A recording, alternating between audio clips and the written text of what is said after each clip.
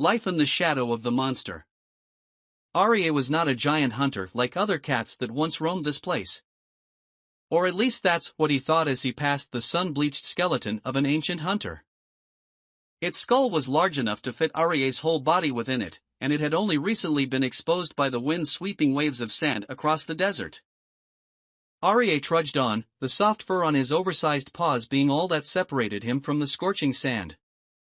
Arie was a skilled hunter, bringing a kill home to his family on 2 out of 3 nights. This night had not been so fortunate.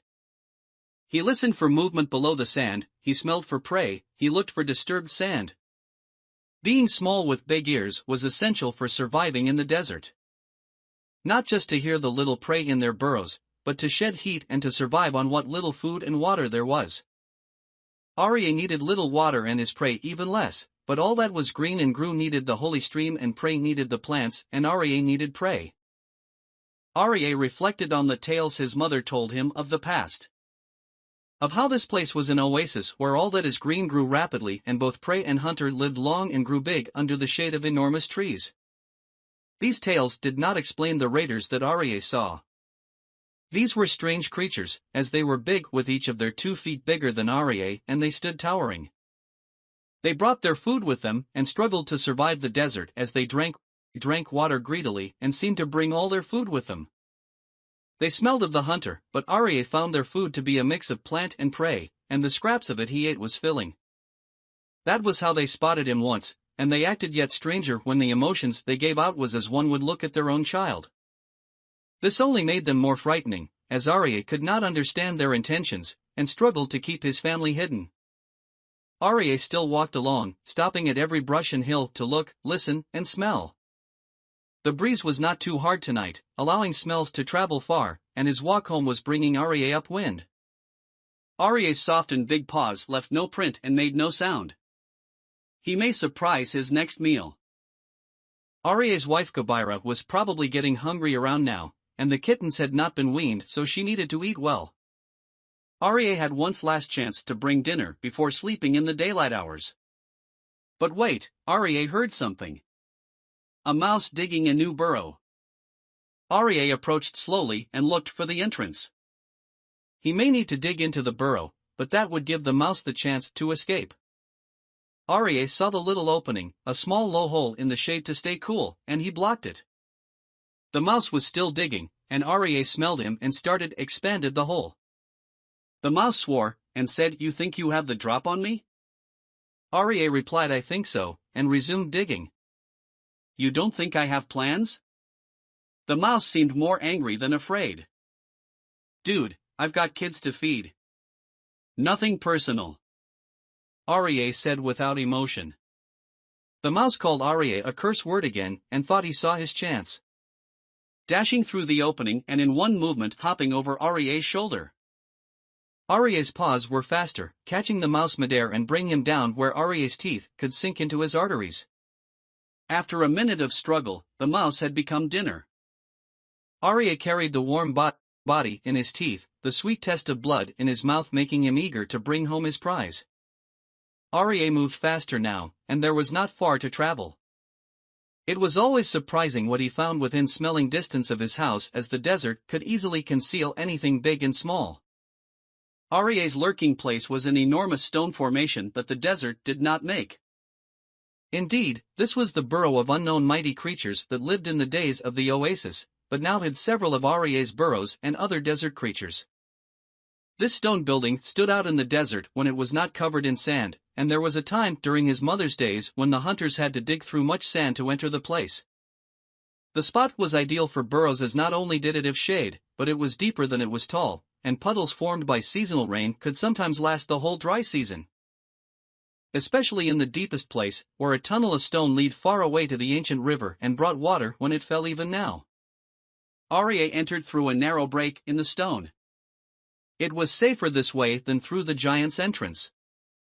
He entered the main area of the stone burrow, and looked at the figure in the center. It scared him. This was the monster that bore all the giant trees that used to grow here, who were here children.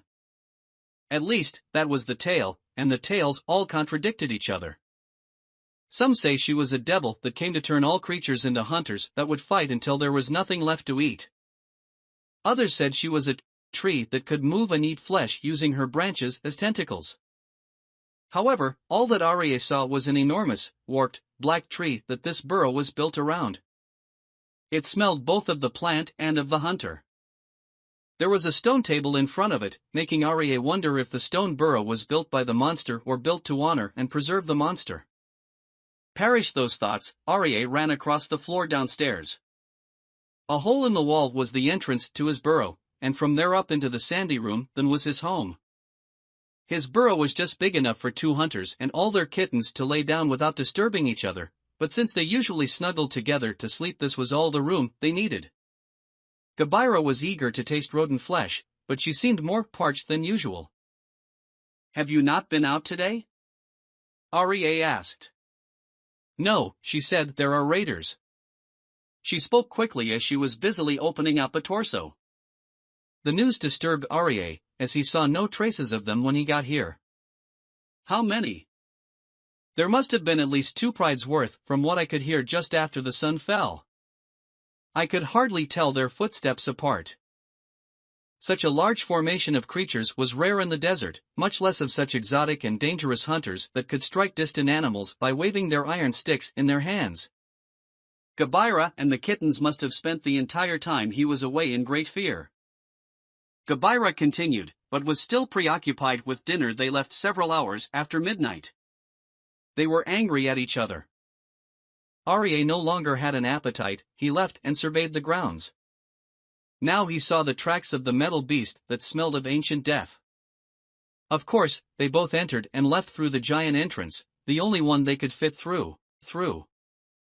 Arya returned, and found the food left for him. Gabira had ate the lion's share, but left the tenderest bits for Arya and was nursing the kittens. They all went to sleep, as daylight brought the scorching sun and sight to giants who could not see in the dark. They awoke before nightfall, and Arya watched the kittens as Gabira went to get a drink of water before Arya went to work.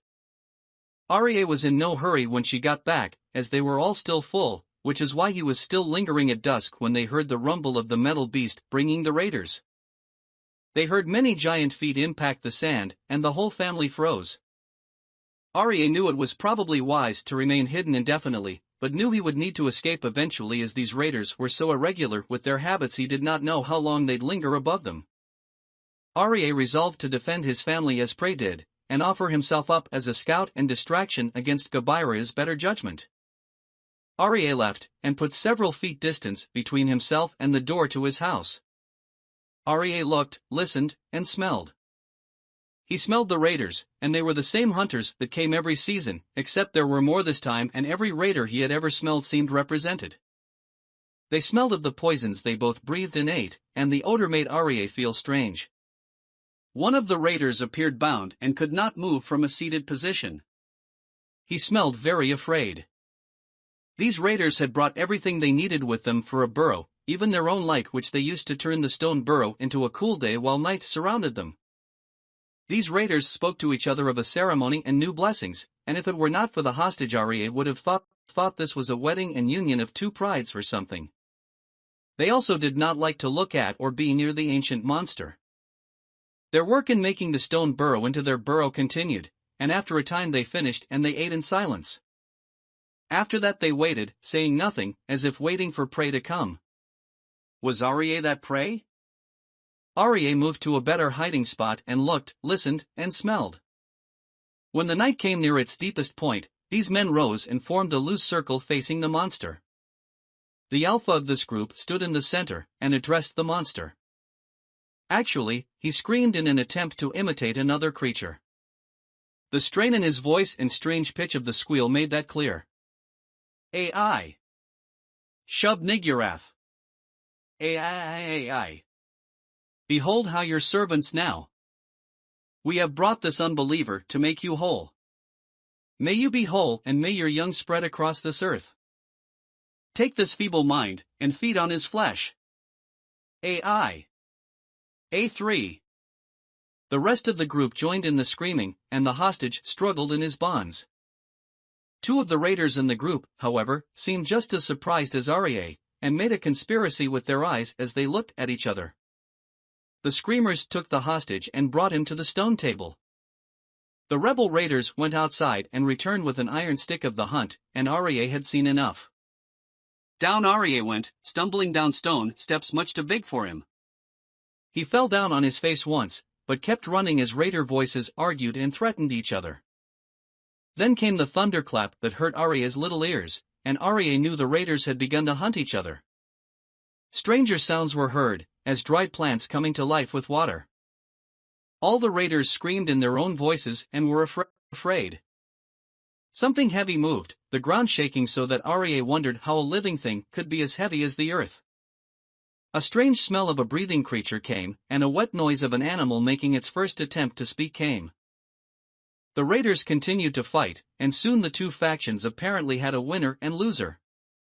Some fleeing with their feet across the desert, and the winners taking the metal beast. Arya got to the bottom of the stone burrow and got inside the stone pool, and snuck a drink while there was momentary peace. He remained there for at least a half hour in the silence. Silent except for strange noises down the stone tunnel that went ever deeper. He thought the noises were like distant echoes of what he just heard, and wondered why he never explored down there. He knew why now, and was afraid of that hole in the wall, for it must be the burrow of some terrible and ancient creature. When he was sure all was quiet, Arya ascended. The climb was slow and long, but Hunter was very good at climbing with his claws. After much effort, he achieved the top, and saw the raiders did something they never did before. They left all the trappings of their burrow. The light they brought still shone, the packs were on the floor, and even an iron rod was left laying on the floor. Arya smelled raider blood, and saw it on the floor. When he got a better view, he saw that one of the raiders had become prey. He lay on the stone table,